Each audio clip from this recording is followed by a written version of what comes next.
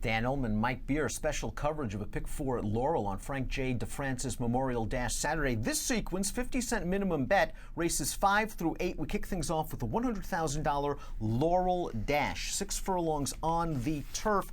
You know, Snow Day just got beat a half length by Parks Loving, pure sensation last time out, is wheeling back on pretty short notice on 12 days, and just really fits not only from a class and fig standpoint, but I think from a pace standpoint as well. I think a good trip is coming. Yeah, I think there are a lot of things to like about this horse in this spot.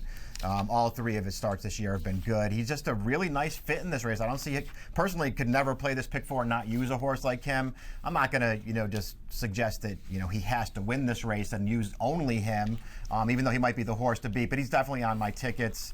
I'm going to use a little bit of the one class. Really, despite this gigantic I don't love on turf. I generally don't like horses turning back like this, but I like this horse's recent form, and I am also, sort of heartened by the fact that he has sprinted effectively in the past. So I'm hoping that he can cut back in the form that he's in and maybe handle it. It's 6 furlongs. It's not 5 or 5.5. So I'm hoping that he can do it. I'm going to use that horse. I'm going to use Dream Mover as well. I don't know how I really feel about his debut. I thought his stateside debut, I thought he ran well in that race. I think he'll probably have to run better than that in here, but I'm hopeful that he can do it. I'm mostly 1-6-8 in this race. That was his first race off a really long layoff, too, and I have a feeling the 6 might be key. If Snow Day gets beat, it might be because the 6 is stretching him just a little bit. That's an interesting point about class and cash, because he certainly has the middle distance figs to win a race like this. Whether he handles the 6, we'll find out, but it's an interesting call, especially considering I don't think this is going to be this explosive pace that you usually get in turf sprints. Like you, I'm going to use Snow Day. I'm going to use Dream Mover. The 10 is cross-entered in the DeFrancis. If that horse runs here, I have to use him, considering the connections never seem to lose races, and the horse has run well on turf in the past. I'll agree with that. I don't know if this is this, but I wonder if they're just going to take their shot with him in the DeFrancis, but if they don't, I would include that horse. One of the more polarizing horses in this sequence is in the second leg. That's race number 6, the $150,000 all-along stakes, going a mile and a 16th on the turf. And that's the number 5, On Leave. And we were big fans of On Leave during her 3-year-old campaign for Shug McGahee, and we were expecting big things this year. And while she is a stakes winner this year, I've been a little bit underwhelmed. I'm not going to hold the Boston Spa against her. No, I don't care about that one necessarily. I'm just sort of more going back to the De La Rose before that. I mean, I don't really know what her excuse was in that race, and I don't love that race overall. I don't know. I guess she's just a horse to beat in here, and I can't play this pick 4 and not use her. I don't know, man. I definitely want some backups with her because I can't trust her. I just don't really think she's come back all that well as a 4-year-old. I was tempted to pitch her completely in here, but she just is such the horse to be on paper from a class standpoint. She has good tactical speed. The class relief is probably all she wants. I can't let her knock me out if I have decent priced horses in other legs. But I want to talk about Juno because I think she's a very dangerous horse in here for Neil Drysdale. This is a horse that's shown big speed in Southern California. I think there's a chance she shakes loose in here. And I wonder if Drysdale is shipping her here to get away from those rock-hard, firm turf courses in Southern California, and she might appreciate it a little bit more here. I think that was a good pace she was setting last time out in the yellow ribbon. Little class relief for her as well. Cambodia is one of the better filly and mare turf horses on the West Coast right now. Class relief, maybe an off-form On Leave. I got to use Juno, and my deep backup is Light Up Our World, who's got good tactical speed. We look at it the same way. I'm definitely going to use Light Up Our World. I didn't love her race last time in the Violet at Monmouth, but I guess she ran fine in there. I'll use her. I'm with you on Juno, and it's a good point you bring up about the ground, because when you look at her, she went 5 for 5 in Brazil, all of them on ground that was less than firm. And she's gotten over here, she's 0 for 8 stateside, but just catching firm turf. Of course, I agree with you. I like her speed a lot, and I just hope that they are sending to the front. Yeah, she's the kind of horse I think that I'd be interested to bet on a win end in here, certainly using in the pick 4.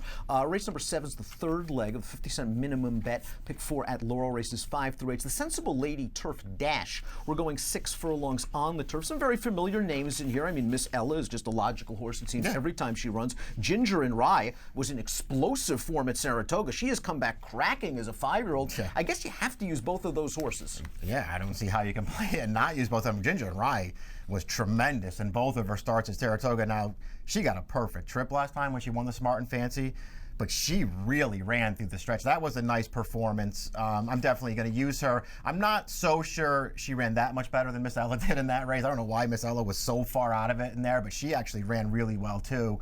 I like those two horses. I guess if I was going to use anyone else, it would be exaggerated. Absolutely. The 10, I mean, she's way too big a price on the morning line. She has the races that suggest she can go with these horses. Obviously, things haven't gone great for her this year. I don't know what's going on, but she's back now, and if she runs her race, she can beat those two horses. That's the one I wanted to talk about because that's the one I also want to use with the two favorites. Now, maybe she can't run anymore. Right. She's 5 years old. She's only raced once this year, only raced once since last June.